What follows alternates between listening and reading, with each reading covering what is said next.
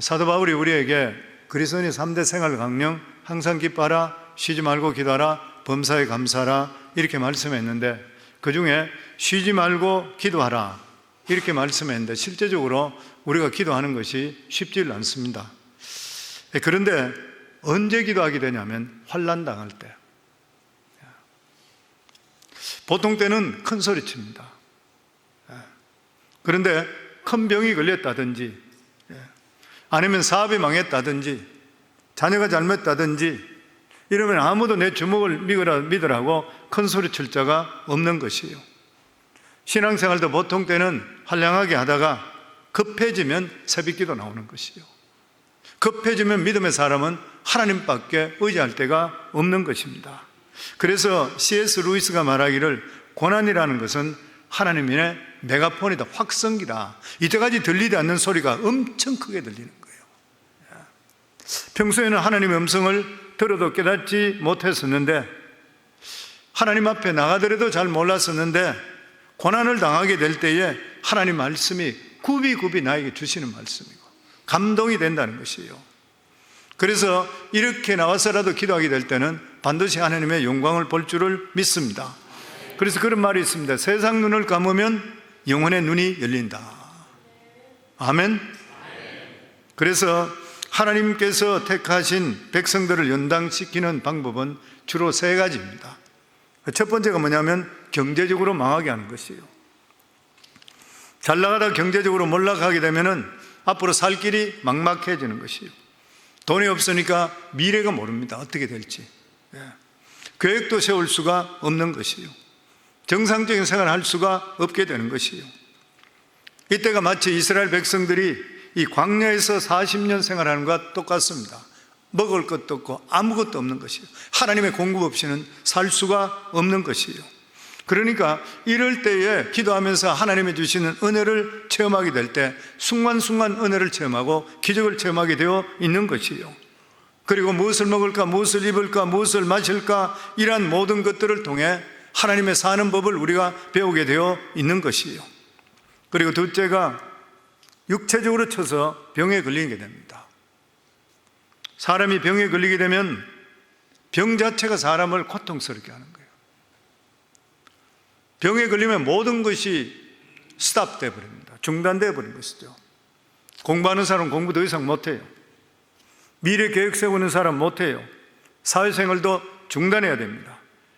더더욱이나 병에 걸리면 내가 이렇게 있다가 낫지 않고 죽으면 어떡하나 두려움이 있는 것이에요. 꼼짝 못하게 됩니다. 온 집안 식구가 우환에 빠지게 되어 있는 것이죠. 세 번째가 악한 자로 인해서 고통당하는 것입니다. 마치 다윗이 사울의 미움을 받아서 가정이 파괴되어 버렸죠. 아내가 있었지만 도망쳐야 됐지요. 사회적인 지위가 다 뺏겨버렸습니다. 재산 다 뺏겨버렸습니다. 그리고 무려 10년 동안이나 도망자가 되어 도망쳤던 것이에요. 악한 자로 인해서 고통당하죠. 히스기야 왕 때도 마찬가지로 아수르 왕 산헤립이 쳐들어와서 공격해서 왕궁에 있는 금은을 다 바친데도 불구하고 욕이란 욕은 다 얻어먹게 되고, 그리고 망할 수밖에 없는 이러한 처지, 악한 자들을 통해 하나님의 백성에게 가장 비참한 것이 뭐냐면은 악한 자의 무자비한 지배를 받는 것입니다. 이때가 가장 비참해지고 가장 소망이 없게 되는 것이에요. 하나님이 안 계신 것 같고 내가 아무리 믿음을 지킨다 하더라도 아무 소용이 없는 것 같은 것이에요. 근데 결과적으로 고통 끝에 하나님께서는 악한 자를 무너뜨립니다. 그런데 문제는 그 무너뜨릴 때까지 우리가 견딜 수 있느냐, 우리가 살 수가 있느냐 하는 문제인 것이죠. 여번 하나님이 쳐셔서 재산 다 날아가고 자녀들 다 죽어버리고 아내로부터 욕을 얻어먹게 되고 자신의 몸에는 병까지 얻게 되어 거의 죽게 되는 처지였습니다. 그런데 놀랍게도 욥기에 보면은 악한 자에 대한 이야기가 많이 나옵니다. 이것은 욥이 망하고 난 후에 악한 자로부터 핍박을 많이 받았다는 거예요. 욥은 물질, 그리고 병, 그리고 또한 악한 자로 고통, 고난의 삼중주라 그래. 이걸 보고 고난의 삼중주가 뭐냐면은 물질 다 날라가고 병 들고 악한 자로부터 고통받는 것, 그러니까 고난의 삼중주라 부르는 모든 고통을 욥이 다 당했는 것이에요. 욥기 20장 오늘 읽은 것은 친구 중에 소발이라는 자가 악한 자에 대해서 자기 나름에 대해서 소견을 밝히는 그런 내용입니다. 그리고 욥기 21장은 욥이 그 이야기를 듣고 나서 자기가 변론하는 내용입니다. 그렇기 때문에 욥기는 20장과 21장을 같이 읽어야지 전체 흐름을 이해할 수가 있는 것이에요. 결국 욥기 20장과 21장은 욥의 세 친구의 두 번째 논쟁의 결론입니다. 그것이 뭐냐면 악에 대한 결론입니다. 구약 선지자 중에서 악의 문제를 가장 고민했던 선지자가 누구냐 하면은 하박국 선지자입니다. 하박국 선지자가 고민했던 그런 이유가 뭐냐면 하나님께서 예루살렘을 심판하시고 멸망시키는데 누구를 들어서 하냐면 바벨론을 들어서 한다고 그랬거든요. 어떻게 해서 악의 세력인 바벨론 세력을 끌고 와서 예루살렘을 멸망시킬 수 있는가 하나님께 묻는 것이에요. 그 질문이 하나님께 묻는 거지. 왜 하나님은 악을 사용하십니까? 어떻게 하나님께서 악을 사용하셔서 하나님의 뜻을 이룰 수가 있겠습니까? 20세기 가장 강해 설교라서 유명했던 마틴 로이드 존스 목사는 이 하박국 선지자를 몇 번 설교하면서 책의 제목을 뭐라고 했냐면은 왜 하나님은 악을 허용하는가? 왜 이 세상에 악이 없어지지 않고 하나님은 악을 그냥 허용하고 있는 것인가? 하나님은 하박국 이 선지자의 질문에 대한 답이 뭐냐면은 이 세상에 악이 있다 하더라도 오직 의인은 믿음으로 말미암아 살아라. 그 말씀입니다. 왜냐하면 하나님께서 모든 것을 통치하고 하나님께서 악을 두고 볼 때는 하나님의 뜻이 있으니까 너희들은 악에 대해서 원망하지 말고 의로운 사람은 의롭게 살아라. 악한 때에도 악한 때 나름대로 하나님의 뜻이 있다는 것을 믿고 의인은 끝까지 하나님을 의지해라. 어떤 경우에서도 하나님을 붙들어야 된다. 이게 답인 것이에요. 우리가 처음 하나님을 믿게 되면은 마치 소경이 눈을 뜨는 것 같은 체험을 합니다. 하나님을 처음 만나게 될 때는 완전 새로운 세상을 보게 되는 거예요. 눈에 보이는 것이 너무 아름답잖아요. 세상이 아름답지요. 풀이 아름답지, 하늘이 아름답지요. 사람이 아름답지, 모든 게 아름답습니다. 전체가 아름답게 바뀌는 거예요. 근데 조금 지나면서 살다 보면은 내가 도저히 은혜 받은 자들이 세상을 볼 때 도저히 이해되지 않는 부분이 보이기 시작하는 것이에요. 그것은 뭐냐면 하나님께서 만든 이 세상에 어떻게 악이 존재하나가요. 어떻게 하나님께 만든 세상이 악이 함께 존재할 수가 있는 것인가. 그러면서 좀 더 있다 보면은 세상에 믿음으로 살려고 애쓰는 사람이 성공하지 못하고 오히려 하나님을 인정하지 않고 부정부패, 불의방법으로 사는 사람이 성공하는 모습을 보게 되는 거예요. 나는 믿음으로 살려고 했는데 불구하고 어렵게 살고 성공하지 못하는데 전혀 믿음 없이 진실하지 않는 악한 자는 인정받고 성공하는 것이에요. 이게 도대체 믿음으로 우리가 산다는 게 무슨 소용이 있다는 거예요. 왜 하나님께서 믿음으로 사는 나는 축복하고 있지 않는지 이해가 되지를 않는 것이에요. 더욱이나 악한 자가 권력이든지 부귀를 누리고 오히려 믿는 자의 재산을 빼앗아가 버리고 핍박해 버리고 감옥에 집어넣고 심지어 죽이기까지 한다면 이때 믿는 사람들은 그들의 권력 앞에 너무 초라해지는 것이에요. 차라리 이 세상에서 하나님 믿는 것보다는 힘과 권력을 의지하는 게 훨씬 낫다는 생각이 들 수가 있는 것이에요. 이때 믿음 자체가 송두리째 흔들리게 됩니다. 근데 실제적으로 이것을 극복해야지 믿음이 진짜 믿음 되는 거예요. 지난번에 책을 읽는데 그런 말이 하나 있었습니다. 한국에 한때 많은 젊은이들이 성경 공부하면서 하나님에 대한 열망을 아주 크게 가졌대요. 그런데 그렇게 하다가 나중에 교회를 등지고 운동권으로 빠져버렸대요. 그 이유가 뭐냐면은 기독교가 사랑의 종교라고 하지만 힘이 없는 신앙은 아무 소용이 없다는 거예요. 그래서 이 힘없는 신앙보다는 힘 있는 권력이 더 중요해서 세상을 바꾸겠다는 거예요. 그리고 실제로 권력을 쥘 수 있는 사법고시 공부로 들어가고 아니면 직접적으로 운동권에 빠지게 되어버렸대요. 그래서 믿음에서 많이 떠나버렸답니다.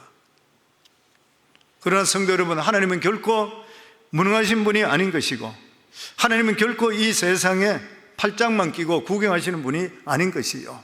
왜냐하면 하나님은 살아계시고 오늘도 역사하시고 운행하십니다. 그런데 우리가 하나님의 능력을 체험하지 못하는 이유가 어디에 있는 것이요? 그것이 오늘 본문에 다루는 아주 중요한 그런 문제입니다. 우리 1절과 2절 저희들 같이 읽겠습니다. 나아마 사람 소발이 대답하여 이르되 그러므로 내 초조한 마음이 나로 하여금 대답하게 하나니 이는 내 중심이 조급함이니라. 어떻게 보면 소발은 욥의 세 친구 중에 인정이 제일 많은 사람입니다. 소발은 조금이라도 더 빨리 욥을 위로해 주고 싶고 더 기다릴 수가 없을 정도로 그를 이렇게 세워주고 싶었던 거예요. 욥의 다른 친구들은 욥이 이렇게 고난당할 때 인과응보라 그랬습니다. 네가 망할 짓을 했으니까 망했다는 거예요. 사람들은 보면은 어떤 사람이 안 좋은 소문에 휩쓸리게 될 때에 사람들은 죄성을 가지고 있어서 말로서는 위로하는 것 같지만 은근히 즐깁니다. 아내 땐 굴뚝에 연기 나나 하는 식으로 나쁜 식으로 생각할 때가 많아요. 저희들도 성도들과 상담하고 할 때에 어떤 문제들은 딴 분들이 이야기하지 마라 그럽니다. 아무리 주위에 가까운 사람이라 하더라도 사람은 죄성을 가지고 있기 때문에 그것을 가지고 오히려 위로받을 수 있는 사람들이 있어요. 사람 마음은 그런 마음이 있습니다. 사람은 죄성을 가지고 살아남기 때문에 남이 잘 되는 것보다는 못 되는 쪽이 진실이기를 바라는 거예요.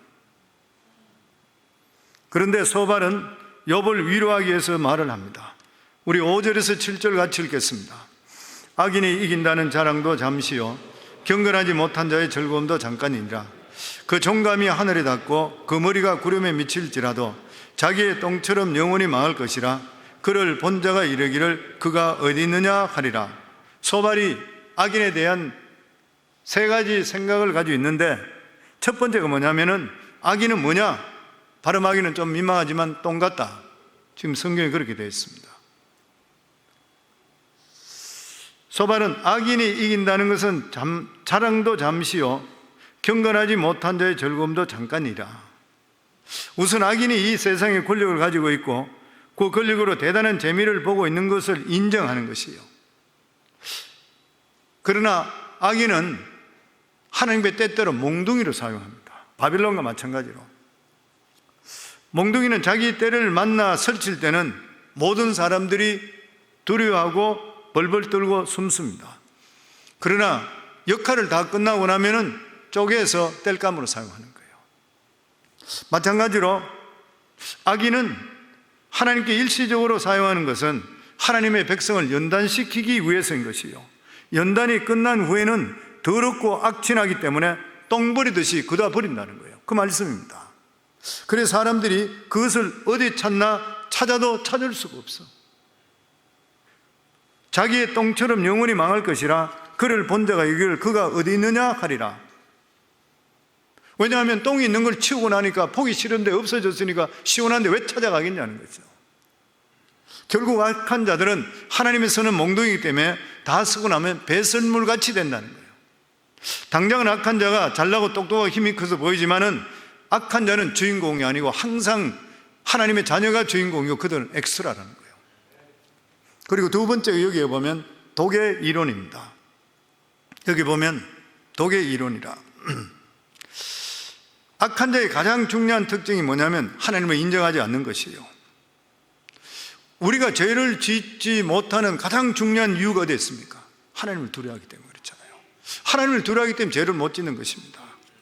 사람들은 아무나 보지 않게 된다면 죄를 지을 수 있지만 믿는 자들이 알기에는 하나님은 중심을 보고 있기 때문에 죄를 짓고 싶어도 감히 죄를 못 짓고 못된 말을 하고 싶어도 참는 것이고, 그리고 죄 짓는 장소에 가면은 우리가 불안하고 마음이 불편해서 있을 수가 없어요. 우선 이야기지만 지난번에 우리 교회에 계시던 장로님 있다 소천하신 우리 장로님, 교회 우리가 전도했던 분, 교회 오셔서 그러고 나서 교회 집사가 되고, 안수 집사, 우리 교회까지 안수 집사 아닌데 그땐 전에 다니는 교회 안수 집사까지 됐는데 모처럼 한국으로 갔대요. 그 옛날 친구들이 전부 술 친구들이에요. 예수 믿기 전에 친구들이니까. 그리고 캬바레 다니는 친구들이에요, 전부 다. 그래서 모처럼 오고 이러니까 반갑다 해가지고 캬바레를 데려왔는 거예요. 그 예수 믿는 사람이 캬바레가 그게 기쁘겠습니까? 그래서 그래도 캬바레에 앉아있는 여자한테 손을 내밀면 같이 춤추세요. 춤을 췄대요. 춤을 몇 분을 돌다가 도저히 마음에 부담스러워 못 추겠더래. 그래서 옆에 귀에 대고 나서 예수 믿어야 됩니다. 이러면 안 됩니다. 그랬대. 그래서 손을 탁 쳐버리고 나와버려요. 친구 때문에 어쩔 수 없이 가는 것도 그랬었지만 가가 있더라도 기쁨이 하나도 없는 거예요. 왜 그런 것이에요? 하나님의 성령이 우리 속에 계시기 때문인 것이에요. 근심하기 때문인 것입니다. 아멘. 우리가 예수 그리스도를 전도해야 되는 이유가 됐어요. 하나님을 모르면 죄 짓고 살인하잖아요. 나쁜 짓 하잖아요. 근데 하나님을 알면 그래 못하잖아요. 우리가 옛날부터 자주 그런 전도에 대한 이야기 할 때 고재봉 이야기 하잖아요. 우리 어릴 때는 5명인가 도끼로 사람 죽인 것 때문에 고재봉 가면 최고 악한 사람이라고 그랬잖아요. 근데 그 고재봉을 전도했는 목사님이, 그때는 집사였었는데 목사님이 우리 집에 왔었습니다. 제가 평신도로 있을 때. 그래서 그때 제가 집사장이었기 때문에 교회 우리 집에 한 7, 80명 이상 집에 불렀던 것 같아요. 불러 이분이 거기서 설교하면서 간증을 해요. 간증을 하는데 그분이 그렇게 이야기해요. 처음에 전도할 때는 이분이 말도 못 뛰도록 하고, 그리고 5명이나 죽여가지고 들어온 사람은 대한민국 의사는 한 사람밖에, 그때까지 역사상 자기 상사 집안 다 죽였잖아요. 그러니까 이 고재봉 그러면은 감옥소에 있는 사람들 눈도 바로 못 떴대요, 이 사람한테. 그러니까 전도가 뭐가 들어갈 수 없었다는 거예요. 나중에 계속적으로 온갖 요구도 보면서도 계속 복음을 전했는데 나중에 복음을 받아들이는 거예요. 그러고 나서 이분이 고백했는 게 뭐였습니까? 내가 예수를 알았다. 한 사람도 자기는 전도한 적이 없다. 내가 예수를 진작 알았다면 왜 사람을 죽였겠는가? 그게 고백인 것이요. 그러고 나서 그 감옥에 있는 2,500명을 이 사람이 전도 다 했다는 거죠. 대단한 일이죠. 한 감방을 전도하고 나면 딴 감방으로 보내달라 그러는데 그 감방에 가서 예수 안 믿으면 너희 죽는다 그러면 또 다 믿는데, 그 사람들 무서우니까 다 믿는데요. 그래서 전체를 돌아다니면서 다 예수 믿게 했대요. 어쨌든 간에요. 저는 그 이야기를 들으면서 느끼는 게 뭐냐면, 진짜 예수 알고 있으며 전하지 않는 것은 죄구나. 그 사람이 예수를 알았더라면 그래 살 수 있겠는가? 우리가 예수 믿고 나서 우리가 진짜 죄 지을 수 있겠습니까? 짓더라도 우리는 금방 회개하고 또 하나님께 엎드리잖아요. 그러나 악한 자는 하나님을 인정하지 않는 것이에요. 그래서 세상에 자기 이익을 위해 수단과 방법을 다 가리지 않습니다. 오늘 성경에 보면 악한 자를 독사로 표현했습니다. 뱀은 일단 자기보다 강한 자에게 대해서는 고개 숙이고 도망치지만 약한 자에게 대해서는 인정사정 보지 않고 달려들어서 한 입에 집어삼키는 거예요. 그리고 이 독사는 항상 그 입에 독을 품고 있는 것이죠. 그래서 사람들이 말을 할 때에 입에서 남을 낭망시키게 하는 사람은 독이 나가는 것입니다. 실제로 연구소에 그런 연구를 했다 그러죠. 우리 입술에 있는 말을 하고 풍선을 입에 대고 나서 욕을 막 하고 저주를 하는 것들, 이런 것들을 막 입으로 불면서 하고 나서 그걸 액체로, 기체를 액체로 만들어서 그러고 나 테스트 할 때에 그걸 가지고 쥐에다가 투여하겠을 때 쥐가 적사해버린다. 일반 독사보다 훨씬 더 독하다 그래요. 우리 입에서 나오는 이 말들, 독들이 얼마나 독한지를 모르는 것입니다. 남들을 낭망시키고 자신을 잃어버리게 만들어버리는 것, 이 통째로 집어넣는 것 똑같은 것이에요. 보면 우리 교회에서 계속적으로 믿음의 말을 하라, 긍정적인 말을 하라. 그런 말이 어디 있는 거예요? 사람을 살려야 되잖아요. 살릴 수 있는 것이 믿음의 말, 긍정적인 말, 이런 말 하면 우리 영혼이 살아나잖아요. 보면 여기 소발이 말하는 독사는 독을 가진 것은 자기에게 유리하게 생각되는지 모르지만 그것이 실제로 너한테, 그한테 행복이 되겠느냐? 소발은 아니라는 것이에요. 결국 그 독은 자기 자신을 죽인다는 것이죠. 악한 자는 결국 자기 혀 밑에 감추인 독이 분출되어 자기가 만든 독이 창자 속으로 흘러들어가 창자가 구멍을 뚫어버리고 다 녹여버린다는 거예요. 우리 12절에서 14절 같이 읽겠습니다. 그는 비록 악을 달게 여겨 혀 밑에 감추며 아껴서 버리지 아니하고 입천장에 물고 있을지라도 그 음식이 창자 속에서 변하여 뱃속에서 독사의 설계가 되느니라. 여기 소발이 말하는 것은 악한 방법으로 얻은 소득이나 지위가 그 사람을 행복하게 만들지를 못한다는 것이요, 그 안에는 설계의 쓴맛이 들어있기 때문이라는 것이죠. 경제가 어려울 때 고리로 돈을 빌려주고 원돈보다 이자를 더 많이 받는 사람, 악한 자들인 것이죠. 과연 이런 사람들이 행복하겠느냐? 가난한 자, 힘든 자들, 어렵기 때문에 어떻게 하면 돈을 더 잘 벌 수 있을까, 먹고 살고 있을까 관심을 가지는 사람, 사기치는 사람, 갈급한 그 영혼들의 심령 속에 오히려 그 사람들의 독을 뿌려서 망하게 만드는 사람, 악한 자들인 것이죠. 그런데 그런 사람이 그래하고 과연 행복할 수 있겠느냐? 그리고 그렇게 먼 물질들이 오래 갈 수 있겠느냐? 우리가 알아야 될 것은 사람의 행복이라는 것은 아주 변덕스럽습니다. 처음에 횡재를 만나게 될 때는 너무 기쁨이 되고 복이 될 것 같은데 쉽게 얻은 것은 쉽게 실망하게 되어 있습니다. 그 기쁨이, 행복이 오래 가는 것은 정정당당하게 내 수고로 힘있게 힘들어서 벌어온 것이에요. 성경에도 손끝으로 버리라고 그랬어요. 그런 것들은 가치가 변질되지 않기 때문에 오랫동안 만족을 주지만 쉽게 얻은 것들, 가짜는 기쁨이 될 수가 없다는 것이에요. 그렇기 때문에 하나님 백성은 뭐든지 공짜 얻으려고 그러면 안 됩니다. 공짜 얻으려고 좋아해서는 안 되는 것이에요. 가치 있는 것일수록 고생해야 되고 대가를 지불하고 얻어야지 효과가 오래 가는 것이에요. 그리고 세 번째, 이야기가 소발이 말하는 것이 악한 자는 구멍난 배와 같다. 사람 몸에, 신체 배가 구멍이 나는 것과 똑같다. 우리 23절에 25절 같이 읽겠습니다. 그가 배를 불리려 할 때에 하나님의 맹렬한 진노를 내리시니 음식을 먹을 때에 그의 위에 비같이 쏟아지리라. 그가 철병기를 피할 때는 노다사를 쏘아 꿰뚫을 것이요 몸에서 그의 화살을 빼낸 적 번쩍번쩍하는 촉이 그의 설계에서 나오고 큰 두려움이 그에게 닥치느니라. 속담에 밑 빠진 돛에 물 붓는다는 말이 있습니다. 깨어진 항아리에 아무리 물을 붓더라도 항아지는 채워주지 않는 것이요, 마찬가지로 악한 자에게는 진정한 만족이 없다는 것이요, 왜냐하면 평소에 그가 마신 것이 세상 것들 모두 소금물이기 때문에 그렇습니다. 소금물은 마시면 마실수록 갈증, 세상 것은 가지면 가질수록 더 갖고 싶은 것이에요. 보면 마찬가지로 세상의 부귀, 영화, 인기 아무리 먹어도 시원함이 없는 것이에요.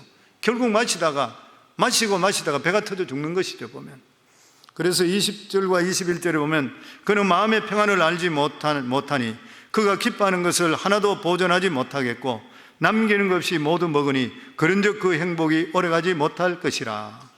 악한 자의 특징은 먹어도 배가 부르지 않는 것이에요. 세상 사람들은 무엇을 추구하는 동안에 삶의 의미를 찾는 것이고 만족을 찾습니다. 그러나 자신이 추구했던 목적을 달성하고 나면은 금방 허탈감이 나서 다른 목표를 찾는 거예요. 그러다가 최고 정상에 올라가면 그때부터는 더 이상 추구할 것이 없어져 버려요. 하나님께서 우리 인간이 하나님을 모르게 되게 되면은 두 가지 갈증이 있습니다. 그게 뭐냐면 첫 번째가 권태고 두 번째는 허무예요. 필연적으로 따라옵니다. 하나님을 모르는 자는 반드시 나중에 가면은 이 두 가지 병에 걸리게 되어 있습니다. 그 사람들은 오히려 성공하고 난 후에 훨씬 더 허무하고 그리고 방탕에 빠져버려요. 늘 성도님 이야기 드리듯이 지금 소천하셨지만 김충훈 장로님 소천하셨잖아요. 그분이 저한테 예전에도 와서 자기는 대학교 교수고 전 미국의 대학교를 다 다니보고 하니까 저보고 하는 이야기 그 이야기예요. 목사님 큰일 났습니다. 우리 2세들. 2세들이 아메리칸 드림을 이뤄서 돈은 벌었는데 미국의 생활은 단조롭기 때문에 가정생활, 자녀 이런 데 빠져 있다가 신앙보다도 거기 빠진대. 애들 결혼하고 나면은 교회도 잘 안 나오고, 그러고 있다가 스포츠에 빠진대. 스포츠에 빠져가지고 정신없이 빠져 있다가 거기도 권태가 오게 되면은 그 다음번에 빠지는 게 뭐냐면 드럭이래요. 드럭이랍니다. 그래서 성공했는 수많은 사람들이 마약 중독으로 인해서 엉망돼 버리고 이런 것들이 수도 없이 많다는 것이요. 그래서 악한 자들이 만족하지 못하는 이유가 뭐냐면은 하나님께서 배에 노타설을 박아놨기 때문에 빠져나왔는데 계속. 성경 전도서에 보면은 1장 서두에 보면은 충격적인 말이 나옵니다. 전도서는 우리가 너무나 잘 알고 있듯이 세상 부귀영화 다 누렸던 솔로몬 왕이 지었던 거잖아요. 근데 자기가 말년에 지었던 이 전도서에 첫 번째 나오는 말이 헛되고 헛되고 헛되며 모든 것이 헛되도다.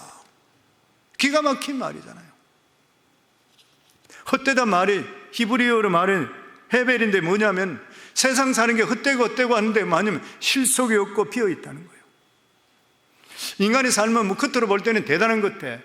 명예도 가지고 뭐 돈도 많이 가지고 이러면 저 사람 대단한 인물 같아. 근데 안에 들어가 보면 아무것도 없다는 거예요. 왜 그런 것이에요? 핵심이 빠져버렸다는 것이에요. 성령, 우리 예수 믿고 구원받고 예수님을 주님을 모시는 것을 영광으로 생각하기를 주 이름으로 축원합니다.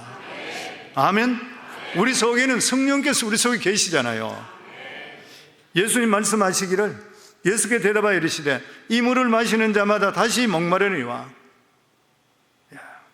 수가성 여인이 했던 말이죠. 세상에 갈급했던 여인, 내가 주는 물을 마시는 자는 영원히 목마르지 아니하리니 내가 주는 물은 그 속에 영생하도록 솟아나는 샘물이 되리라. 우리가 진정으로 자기 자신이나 이 세상에 만족할 수 있는 방법은 예수님이 내 속에 오셔야 되고 성령님이 우리 속에 내주하셔야 되는 것이요. 또 이 말씀 속에 생수에 대한 아주 중요한 사실을 말씀하고 있습니다. 생수는 오직 예수 그리스도밖에 없는 것이요. 요한복음 7장 37절에 38절에 보면 우리 같이 읽도록 하겠습니다. 명절 끝날 곧 큰 날에 예수께서 서서 외쳐 이르시되 누구든지 목마르거든 내게 와서 마시라. 나를 믿는 자는 성경의 이름과 같이 그 배에서 생수의 강이 흘러나오리라 하시니, 예수님이 생수인 줄을 믿으시기를 바랍니다. 우리가 예수님을 믿는다는 게 뭐예요? 예수님을 마신다는 거예요. 많은 사람들이 예수님을 이해하려고 하니까 예수님을 잘 모르는 것이요. 예수님은 우리가 이해되는 분이 아닌 것이요. 예수님은 생명이시기 때문에 예수님 우리와 함께 먹고 마셔야 될 분인 것이요. 예수님과 함께 살고 함께 죽어야 되는 것이요. 그럴 때 예수님께 우리 속에 들어와서서 우리의 살과 피가 되고 그게 우리의 신앙이 되는 것이요.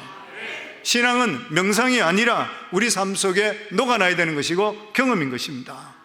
아멘.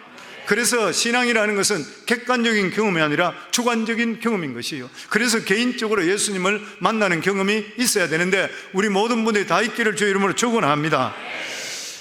26절에 27절에 보면 큰 어둠이 그를 위하여 예비되었고 사람이 피우지 않는 불이 그를 멸하며 그 장막에 남은 것을 해치리라. 하늘이 그의 죄악을 드러낼 것이요 땅이 그를 대항하여 일어날 것인즉, 결국 악한 자는 전혀 자신이 예상하지 못한 일에 모든 죄와 추악한 일이 다 드러나고 망하게 된다는 것이에요. 이걸 소발이 욥에게 그리 이야기합니다.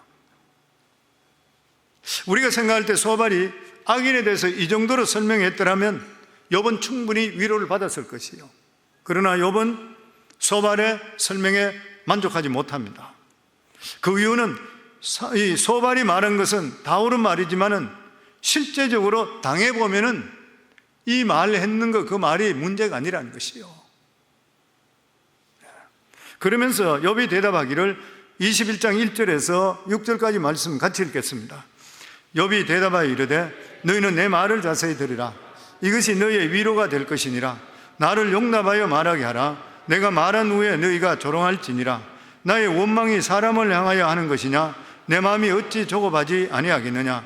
너희가 나를 보면 놀라리라. 손으로 입을 가리리라.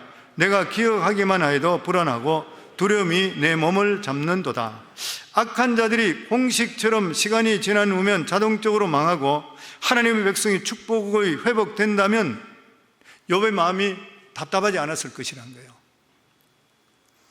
그러나 소발이 말한 것은 악인의 멸망은 어디까지나 희망 상황에 불과한 것이지 이 세상에 악인은 계속 잘되고 번창할 때가 많다는 거예요. 물론 이런 악한 자의 관계가 이 본인이 당사자가 아닐 때는 얼마든지 이렇게 이야기할 수 있지만 막상 본인이 악한 자에게 지금 고통을 당하고 있을 때라면 하루하루가 견디기 힘든 거예요. 이때 누군가 찾아와서 걱정하지 말게, 악한 자는 언젠간 망하네, 이게 별로 도움이 안 된다는 거예요. 자기가 먼저 죽을 수도 있으니까.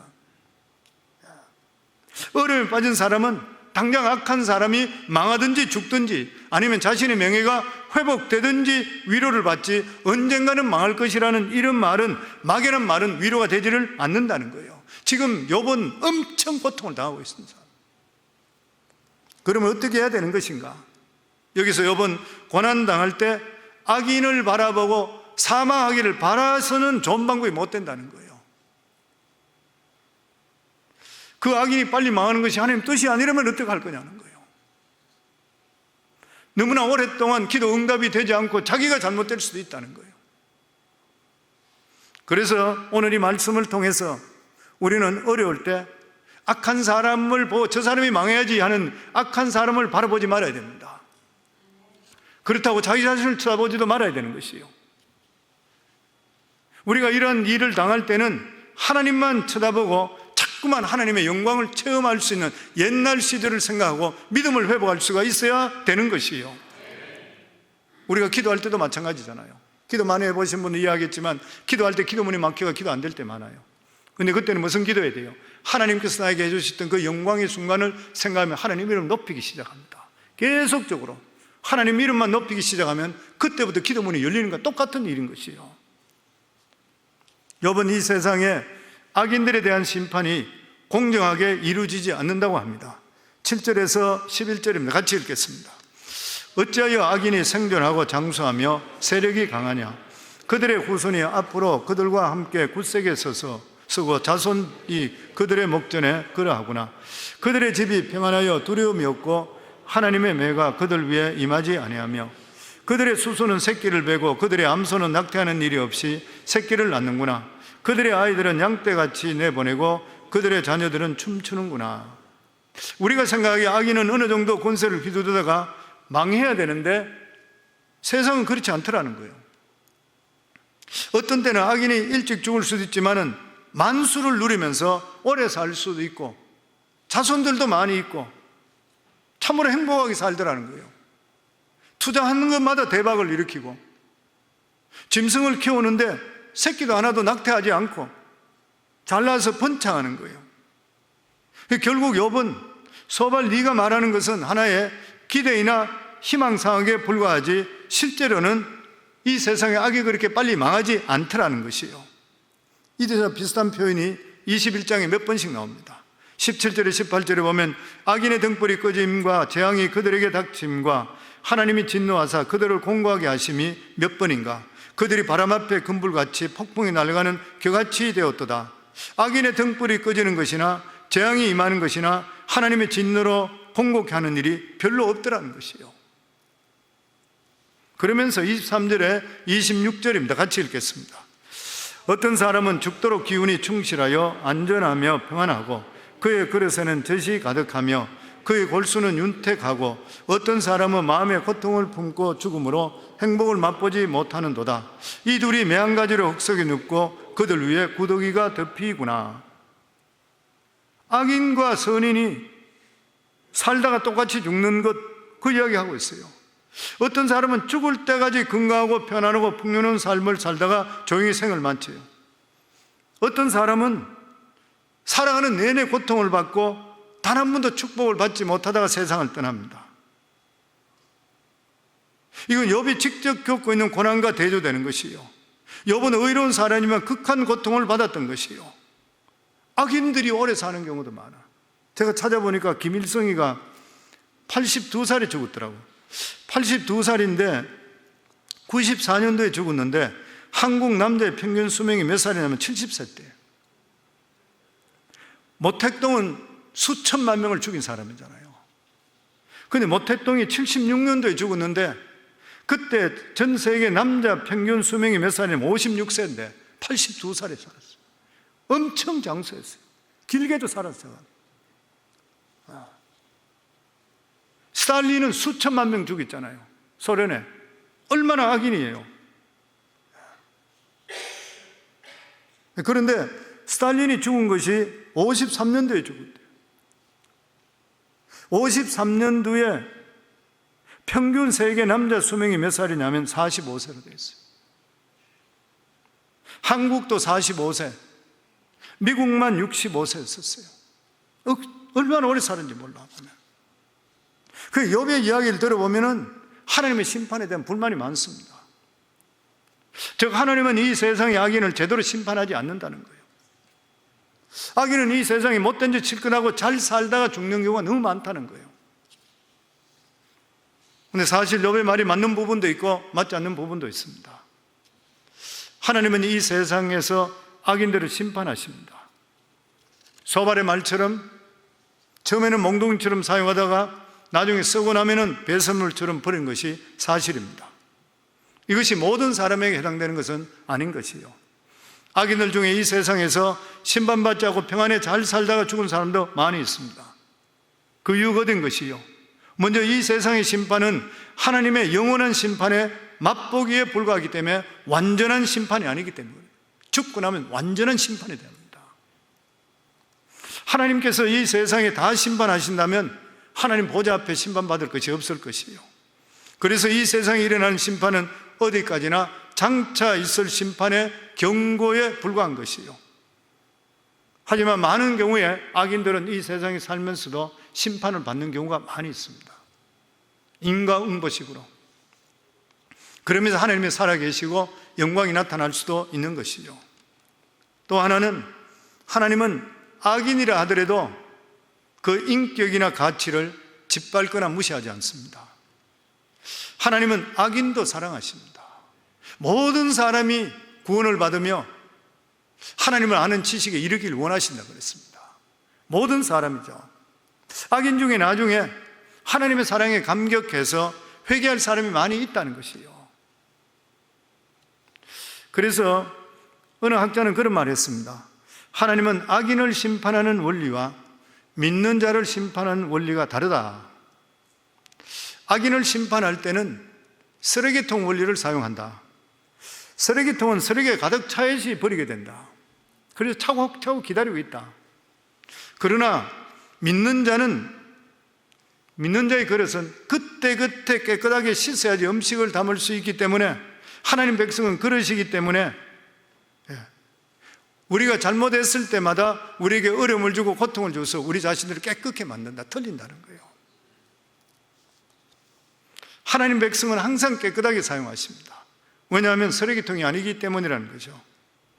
사실 악한 자가 우리 눈앞에 망해 우리가 옳다는 것이 증명된다면 직성이 풀릴 때가 많을 거예요. 그런데 그것도 따지고 보면 교만인 것이죠. 우리는 악인에게도 인격이 있다는 것을 인정해야 됩니다. 하나님은 악한 자나 선한 자 모두에게 비를 내리시고 햇빛을 주시는 일반 은총을 주시는 하나님이시고 모든 사람들이 하나님께서는 구원받기를 원하고 계시기 때문인 것이에요. 그렇기 때문에 우리들은 진정한 성공이 이 세상에 돈 많이 벌고 잘 살다 죽는 것이 아니라는 것을 알아야 됩니다. 진정한 성공이 무엇입니까? 예수 믿고 내가 변하는 것이요. 내가 하나님의 자녀로 변화하게 살아가는 것입니다. 오늘날 너무나 많은 신앙인들이 이 진리를 외면하기 때문에 믿는다고 하는데도 불구하고 죽정이 신앙이 돼요. 오늘 제가 신방을 갔는데 그 가정에서 그런 이야기를 했습니다. 그 집 딸이 있는데 어릴 때에 환상을 봤습니다.